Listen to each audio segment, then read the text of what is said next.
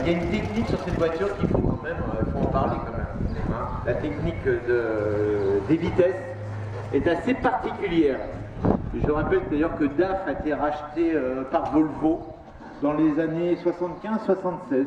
On va demander peut-être au propriétaire, je sais. Voilà. Bonjour. Bonjour. Vous êtes Monsieur Bouvet.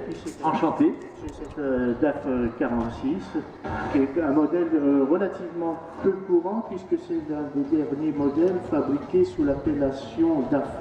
Hollande, qui est une marque hollandaise à l'origine. Voilà, c'était un département petite voiture du fabricant de poids lourds DAF.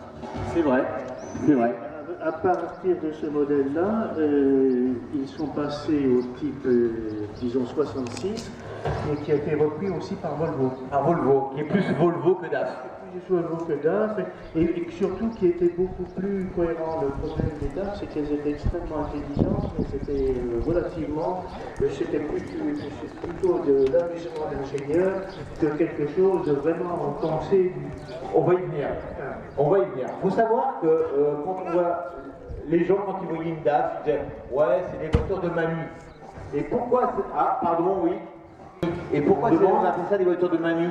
Eh bien parce qu'en fait, il n'y avait pas de vitesse à passer. Vous savez que les personnes âgées ont souvent des problèmes pour passer les vitesses. Et il faut expliquer pourquoi, sur cette voiture, on n'a pas de problème pour passer les vitesses. Il y a une technique particulière sur les DAF. C'est un système de double variateur qui était tout à fait comparable à ce qu'on retrouvait sur les mobilettes, des centrifuges.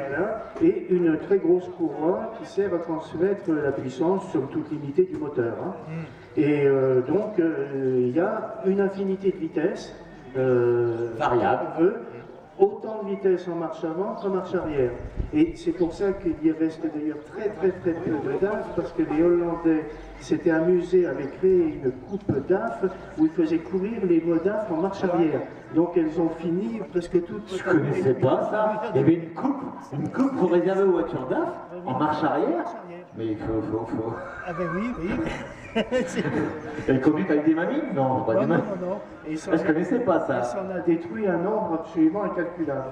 Alors, à partir de ce modèle-là, il y avait un autre modèle qui était en appellation 55, qui était motorisé par des mécaniques en provenance de chez Renault. De chez Renault, le 1100, 1300 qu'on trouvait sur les R5, R8.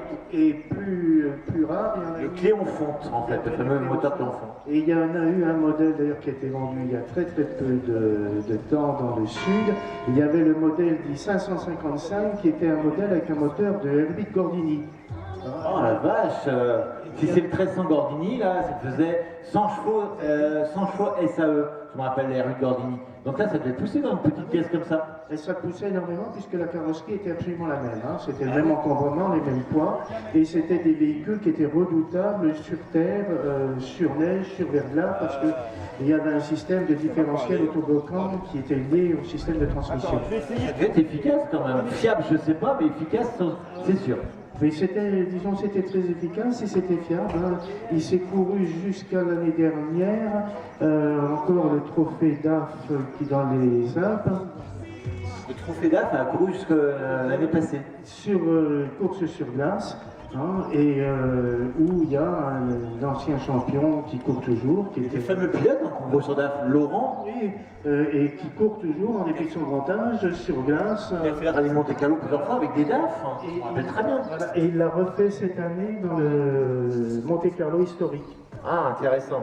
Alors, au niveau des carrosseries, il y avait plusieurs. Là, on a un coach de porte. On avait le coupé marathon aussi. Le coupé marathon qui était une finition un petit peu plus soignée, mais disons au niveau de l'empattement, c'était aussi petite voiture. D'accord. C'est un petit peu étriqué. Celle-ci, elle est de 75, on l'a dit. On a quoi comme mécanique dessus? Est-ce qu'on peut la voir, cette mécanique? Alors, je reviens vers vous pour le micro. Alors, on a un petit moteur. C'est un bicylindre à plat qui ressemble un petit peu aux deux chevaux, au Citroën, si ce n'est qu'il est typiquement et uniquement DAF, avec une curiosité particulière, c'est qu'il avait été étudié pour travailler à charge constante, parce que comme il y a un variateur, en fin de compte, ils tournent presque toujours à même vitesse. Même régime, quoi, toujours. Et du coup, il se trouve beaucoup de moteurs DAF transformés par l'usine en double allumage sur les ULM. C'est vrai, sur les ULM. Oui, c'est un moteur qui est extrêmement utilisé en ULM. Ils ont continué d'en fabriquer pour les ULM. Donc on trouve encore des pièces grâce à eux. On voit des pièces, et puis il y a un spécialiste des voitures DAF en lent où tout est disponible, le moindre boulon, le moindre petit caoutchouc. On dirait qu'il y a une turbine autour là, pour refroidir, c'est ça, hein, les cylindres. Un refroidissement à air, hein, je précise. Avec un gros radiateur d'huile annulaire. Comme les deux chevaux. Oui, c'est très bien pensé. Est-ce que c'est fiable? Le moteur. Le moteur, logiquement, est fiable. Tant qu'il a de l'huile, il tourne. D'accord. Alors au niveau de la boîte, on a dit que c'était un variateur. Est-ce qu'il y a des grosses courroies? C'est des courroies métalliques? C'est des courroies, une sorte de grosses courroies caoutchouc qui font 5 cm de large, qui sont très épaisses. Dommage qu'on n'a pas. Dans le coffre. Ah, on devrait voir. Je vais essayer Si on peut laisser le capot ouvert, on peut le laisser? Bien sûr. Pour qu'on puisse admirer quand même. Et on devrait voir ces courroies donc de variateurs. À quoi elles ressemblent? Elles sont très larges, on a déjà vu. Hein. C'est pour le public, pour leur montrer comment ça fonctionne. Ça reste un cas unique hein, de l'automobile, hein, les DAF, ces moteurs. Ouais. Les roues, en fait. Voilà. La boîte et les roues. Voilà. Il y en a qu'une ou il y en a deux? Sur la 46, c'est un demi. Il n'y a qu'un seul variateur. Sur les 66, il y en a deux. Deux courroies et deux variateurs. Alors que là, disons, c'est une demi-66 au niveau de la transmission.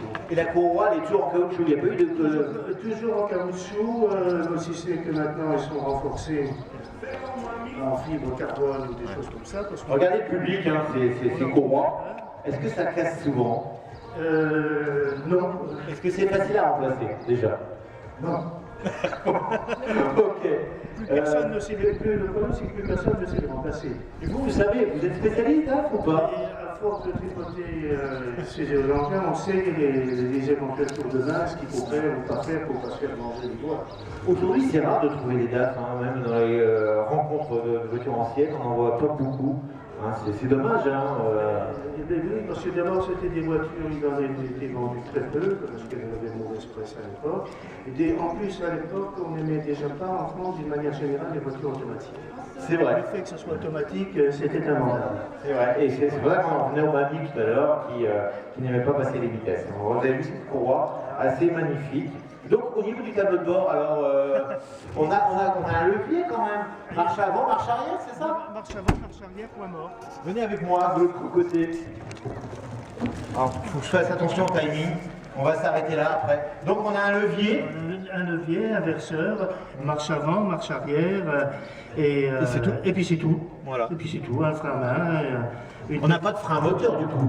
Si, il y a un système qui permet de faire, quand on lève le pied, qui fait diminuer rapidement le diamètre des poulies, donc qui fait tomber les rapports. Alors, curieusement, c'est incroyable. Il y a même un système de freinage en montagne ou pour les grandes descentes, un interrupteur électrique là, que l'on enclenche. Et qui freine comment? Et qui fait justement, qui resserre complètement les poulies et qui le ramène à l'équivalent du freinage électrique. Il y avait ça sur les poids lourds aussi. Oui. Et le DAF a fait des poids lourds, c'était très bien peut-être demain. Mais justement, c'est pour ça que c'était un engin tout à fait hybride, parce qu'il y avait des solutions qui étaient automobiles, qui étaient camions, qui étaient tout. Il n'y avait aucune idée directrice. Ça tenait de la mobilette, du camion, de la voiture. Bon, ça reste des voitures assez simples. On a un petit tableau de bord avec le minimum. Hein. On a juste une jauge à essence, un compteur et quelques voyants hein, pour lui, notamment, bien sûr. Voilà, on a un petit autoradio qui doit être d'époque aussi. Et le chauffage. Voilà, vraiment, on a vraiment le minimum dans cette voiture. Et on a quand même deux vraies places à l'arrière, quand même. Hein. Ce qui n'est peut-être pas le cas du coupé marathon, mais là, on a deux places. Donc, est-ce que DAF existe encore aujourd'hui? Hein?